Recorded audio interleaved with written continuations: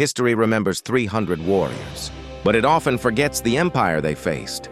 Before Xerxes became a name surrounded by myth, before he was turned into a villain on a movie screen, he was the ruler of the greatest empire the world had ever seen. Xerxes did not inherit a small kingdom.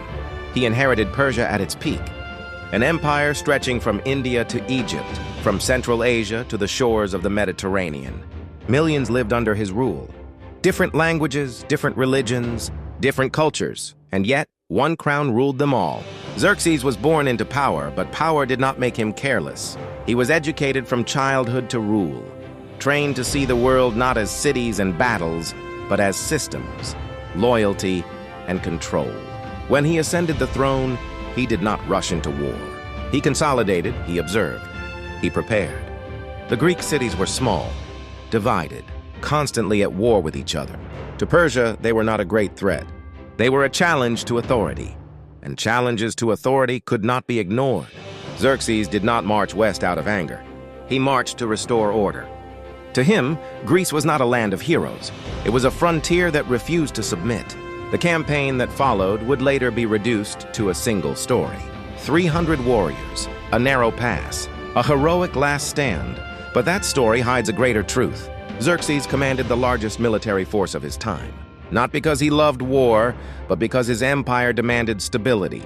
Supply lines stretched across continents. Engineers built bridges overseas. Logistics moved armies like clockwork. This was not chaos. This was control. When Xerxes stood before Greece, he did not see brave resistance. He saw disorder. The battles were costly. The resistance was stubborn. But the Persian Empire endured. Athens was taken.